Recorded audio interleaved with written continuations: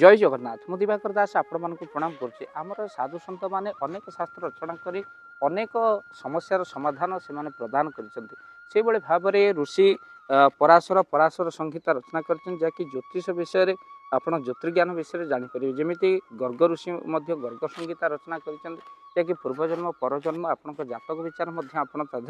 जापर यही सब क्षेत्र में साधु सन्त मैंने बहुत किसी अवदान आम छाड़ी सेमती अगस्त्य मुनि पाखे जो प्रभु श्री राम पहुँचती रामचंद्र रावण संहिता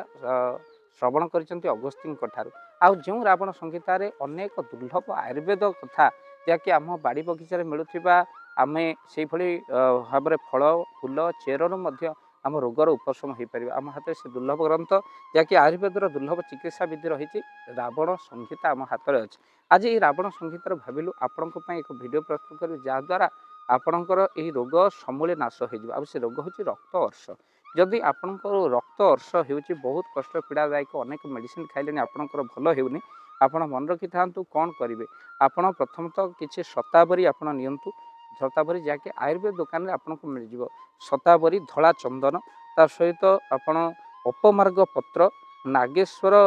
दंती किंबा हरिड़ा जब नागेश्वर दंती अनेक जगह मिलूनी हरिड़ा आउ थे कहीदे शतावरी किसी ने धला चंदन देवे तापर अपमार्ग पत्र यहाँ बाड़ी बगीचार मिल जापर अपमार्ग पत्र ता सहित नागेश्वर दंती नियंतु बा हरिड़ा नियंतु आपको समूले एक सांगरे आपण कौन करेंगे चूना करेंगे सुखई देकी मिसईदेवे चूना करदे ता सहित आपड़ ताधर कौन करेंगे ना घीरे आपड़ ताकू गोलैदेवे घी गोलै देलापर आप मुदुक भली हो से मुदुक को गोटे गोटे बाटला खाई आपड़ पा पीदे सका खाली पेटे आप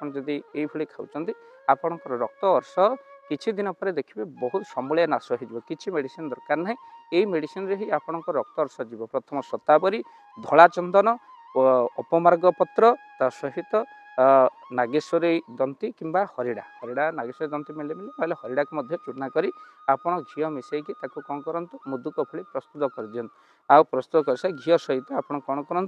ताकू जब गोटे गोटे बाटुला आप खाती आपणकर निश्चिंत भाव अर्श भली रोग आपणकर दूर हो जाए ये आप लिखिकी रखु निश्चिंत भाव जो मानकर अर्श होने निहाती भाव में यू कले आपणकर निहाती भाव में अर्श निश्चिंत भाव में जीव तो सहित जो मानकर यह रक्त अर्श अर्थात आपणकर जदि रही कौन ना खाली अर्श रही मलकंटक रही आपण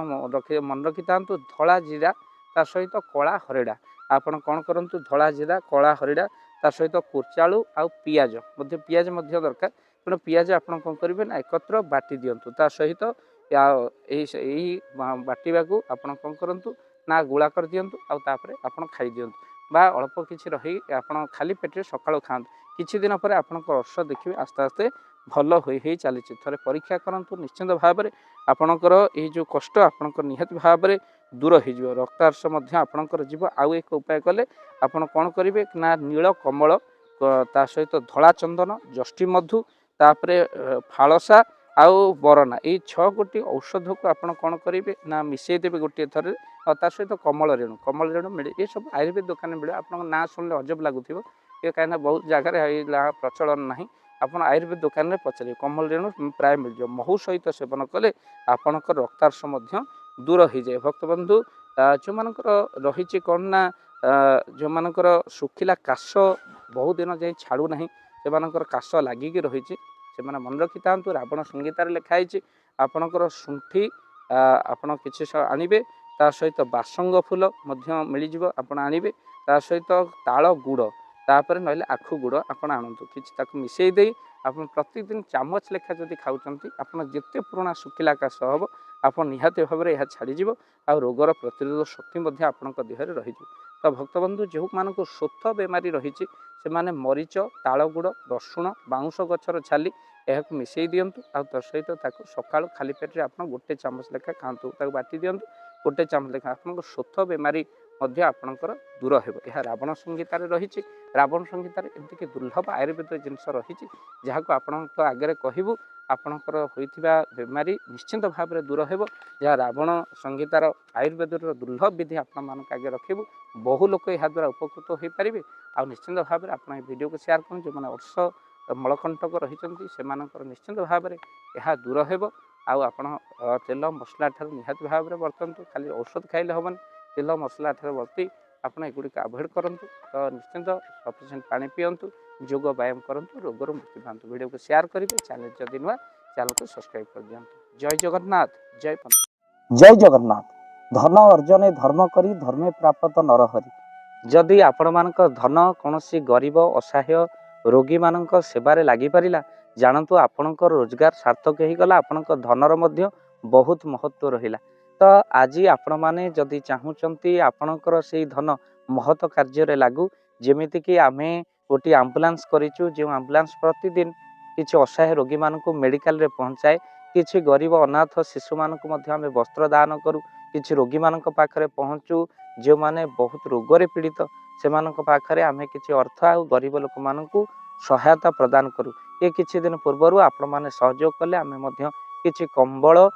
ଅସହାୟମାନଙ୍କ ପାଖରେ ଯାଇ ପହଞ୍ଚି ବାଣ୍ଟିଥିଲୁ। ଆପଣଙ୍କୁ କୃତଜ୍ଞତା ଜ୍ଞାପନ କରିବା ସହିତ ଯଦି ଆପଣ ଚାହୁଁଛନ୍ତି ଆପଣଙ୍କ ଧନ ଆମ ଦ୍ୱାରା କୌଣସି ମହତ କାର୍ଯ୍ୟରେ ଲାଗୁ, ତ ସ୍କ୍ରିନରେ ଚାଲିଥିବା ନମ୍ବରରେ ନିଶ୍ଚିନ୍ତ ଆପଣ କଲ୍ କରନ୍ତୁ। ଆଉ ଆପଣଙ୍କ ବିବାହ ବାର୍ଷିକରେ, ଆପଣଙ୍କ ପିଲାମାନଙ୍କ ଜନ୍ମରେ, ଶ୍ରାଦ୍ଧରେ ଯଦି ଆପଣ ଦାନ କରିବାକୁ ଚାହୁଁଛନ୍ତି, ଆପଣଙ୍କ ପୁଅ ନାମରେ, ଝିଅ ନାମରେ, ସ୍ତ୍ରୀ ନାମରେ ନିଶ୍ଚିନ୍ତ ଭାବରେ ଆପଣ ଦାନ କରିପାରିବେ। ସ୍କ୍ରିନରେ ଚାଲିଥିବା ନମ୍ବରରେ ଆପଣ କଲ୍ କରନ୍ତୁ, ଆମେ ଦେବୁ ଆପଣଙ୍କୁ ଫୋନ୍ପେ ନମ୍ବର, ଯେଉଁ ଫୋନ୍ପେ ନମ୍ବରରେ ଆପଣଙ୍କର ଦାନ ପହଞ୍ଚି ପାରିବ। ଆଉ ନିଶ୍ଚିନ୍ତ ଭାବରେ ଆପଣଙ୍କର ଦାନ କେଉଁ କାର୍ଯ୍ୟରେ ଲାଗୁଛି ତାର ମଧ୍ୟ ଭିଡ଼ିଓ କରି ଭାବ ଦିବାକର ଚ୍ୟାନେଲରେ ଆମେ ନିଶ୍ଚିନ୍ତ ଭାବରେ ପକାଇବୁ। ଆପଣ ଦେଖି ନିଶ୍ଚିନ୍ତ ଖୁସି ହେବେ। ତ ଆପଣଙ୍କ ପୁଅ ଝିଅ ବିବାହ ବାର୍ଷିକ ଜନ୍ମଦିନରେ ଯଦି ଆପଣ ଚାହୁଁଛନ୍ତି ଆପଣଙ୍କର ଦାନ ମହତ କାର୍ଯ୍ୟରେ ଲାଗୁ, ତ ସେଇ ଶୁଭ ଦିନ ମାନଙ୍କରେ ଆପଣ କଲ୍ କରି ଆମକୁ ଫୋନ୍ପେ ନମ୍ବର ମାଗିପାରିବେ। ଆଉ ଆମ୍ଭେମାନେ ଆପଣଙ୍କୁ ଫୋନ୍ପେ ନମ୍ବର ଦେବୁ, ଯେଉଁ ନମ୍ବରରେ ଆପଣ ସହଯୋଗ ରାଶି ପଠାଇ ପାରିବେ। ନିଶ୍ଚିନ୍ତ ଭାବରେ ଆପଣଙ୍କର ଧନର ସାର୍ଥକତା ହେବ।